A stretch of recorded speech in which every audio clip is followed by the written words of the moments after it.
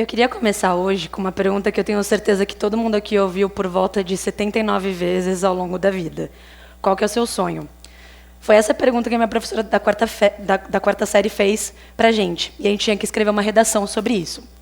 Eu, no auge dos meus 10 anos de idade, eu falei sobre viajar o mundo e ter uma livraria. Mas eu também falei uma coisa bastante inesperada para aquela professora. Eu falei que eu queria ser presidente, ou governadora, ou prefeita, porque assim eu conseguiria ter um impacto positivo na vida das pessoas. Para ser honesta, desde então, essa vontade de entrar para a política ela foi se perdendo completamente, mas a vontade de causar impacto positivo nas pessoas, isso se manteve até hoje. A pergunta que ficava na época é, como é que eu vou fazer isso, né? E na época do vestibular, eu li um livro que me transformou muito.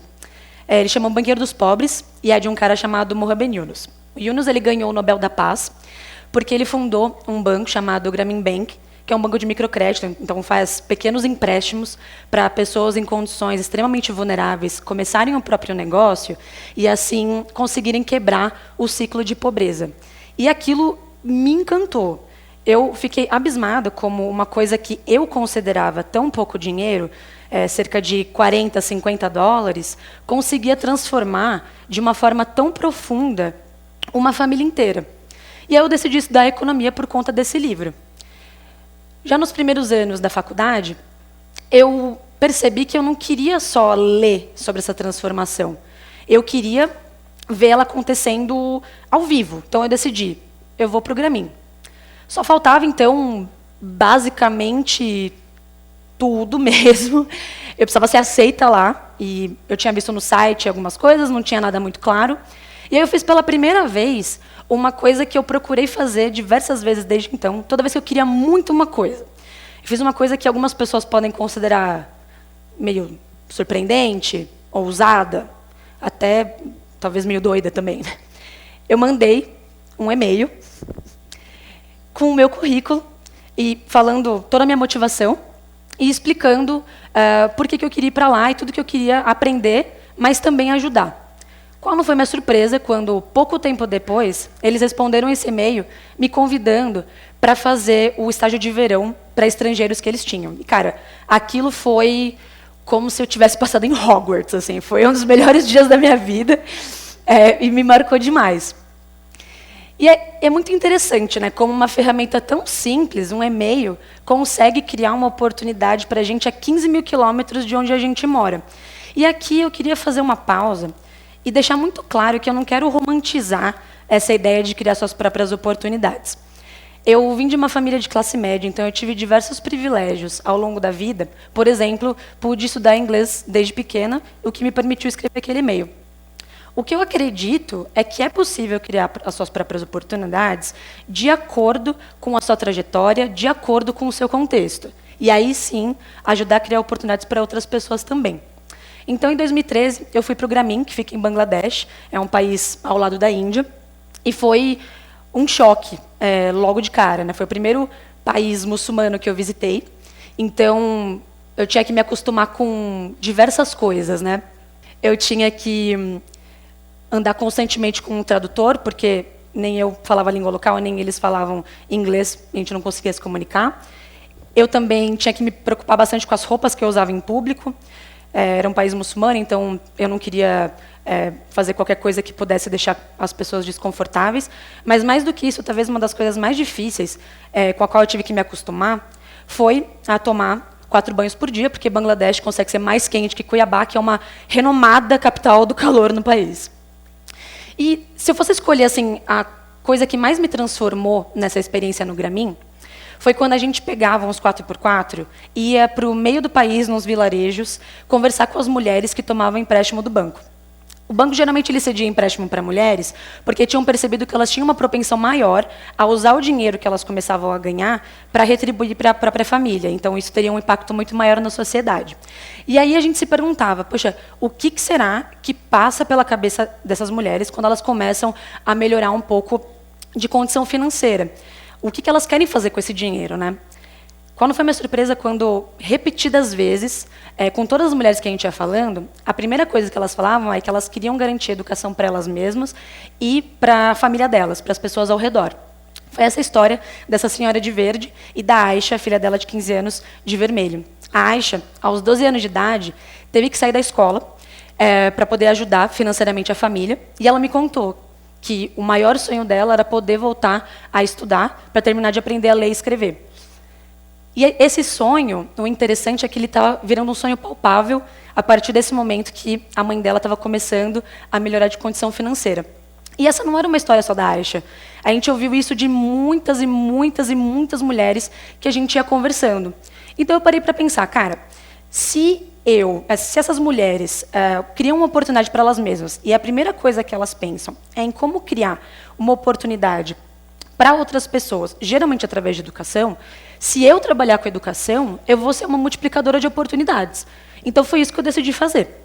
Eu voltei para o Brasil e, na realidade, eu senti aquela paralisia assim, de alguém que tem um problema grande pela frente, não faz a menor ideia por onde começar.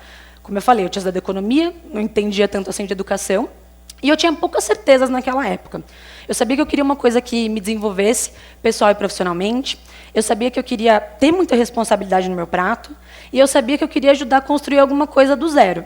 Só que, como eu tinha muito mais dúvidas do que certezas naquela época, eu voltei para o fluxo normal de alguém que estudou economia, e eu fui trabalhar numa grande empresa de bebidas em São Paulo.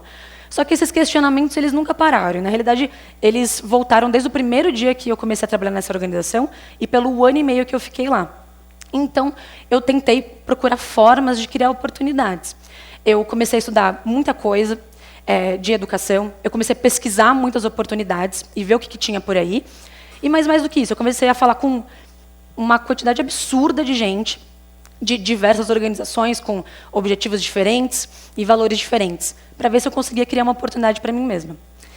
E aí, nesse meio de estudo, pesquisa e falar com muitas pessoas, algumas coisas, eu fui enxergando algumas coisas que tinham a ver comigo e algumas coisas que não tanto. Eu conheci uma pessoa muito importante, a Érica, e ela estava no início de um empreendimento que, cara, me encantou logo de cara, assim. Era uma oportunidade que não era 100% garantida. Honestamente, me deu um super frio na barriga, porque na organização onde eu estava, eu tinha muito claro para onde eu ia, qual era o crescimento. Mas eu senti que era o meu próximo passo, então eu fui de cabeça.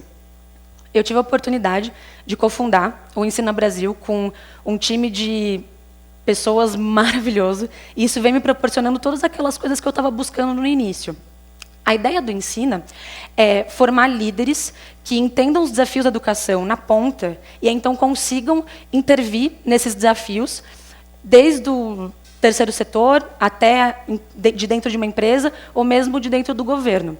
A gente seleciona pessoas que reconhecidamente criaram e utilizaram as oportunidades que tiveram ao longo da vida. Eles são jovens talentos de diversas carreiras, e eles passam 2 anos como professores em escolas públicas, localizadas em contextos bastante vulneráveis, geralmente na periferia de grandes centros.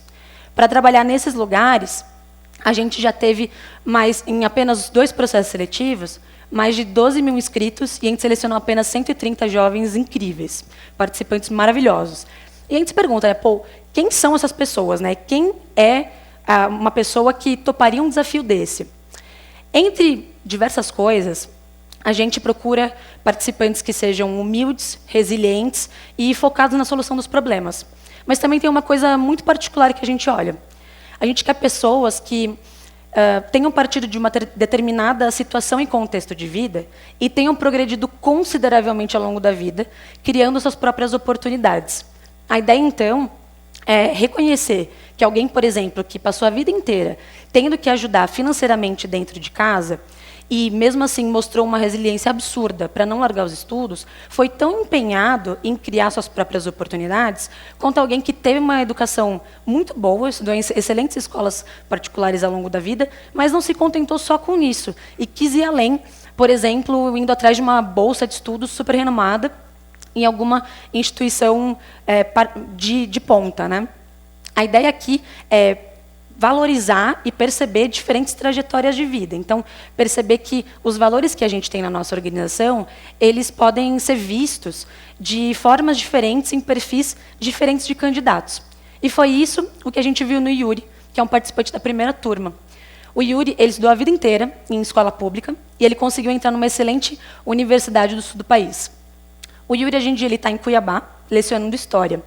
E no ano passado, ele teve uma aluna que chamou muita atenção dele, a Clara. Ela estava no 3º ano do ensino médio. A Clara, ela percebeu, na escola dela, que os alunos eles tinham uma autoestima muito baixa. Então, por conta própria, ela começou a desenvolver um projeto chamado Restaurando Vidas, que buscava empoderar os alunos da escola dela para eles correrem atrás dos próprios sonhos. O Yuri ele ficou tão encantado com esse projeto da Clara, que ele inscreveu a Clara, sem ela saber, para ela participar de uma conferência na ONU em Nova York, e ela foi aceita. Ela teve a oportunidade de palestrar lá, contando mais sobre esse projeto que ela estava desenvolvendo.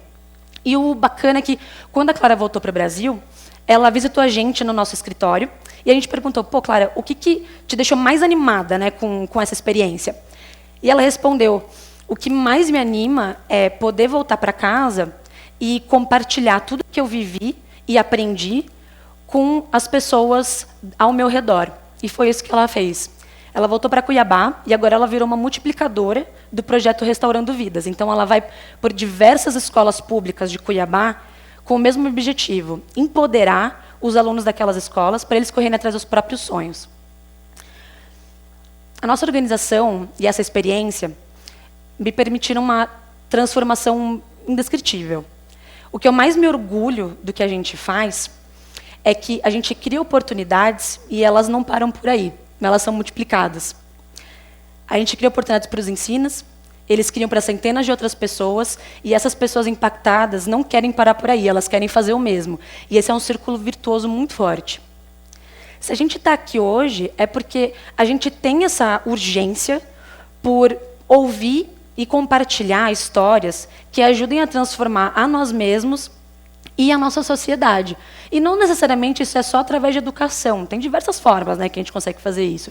Desde, poxa, ajudar alguém a treinar para uma entrevista de emprego que a pessoa quer muito, pensar em políticas de diversidade dentro da organização onde a gente trabalha, ou mesmo trabalhar de dentro do governo pensando em políticas públicas mais inclusivas. Imagina se cada um de nós aqui tomasse proveito das oportunidades que a gente teve ao longo da vida para potencializar as pessoas ao nosso redor. E imagina se isso fosse feito pelos 4 cantos do país. Eu não tenho dúvidas que a gente viveria num país muito mais justo e muito mais igualitário. E esse é um círculo virtuoso muito difícil de se quebrar. Então, eu acho que a pergunta que fica é o que você vai fazer para esse círculo virtuoso se ampliar ainda mais. Obrigada.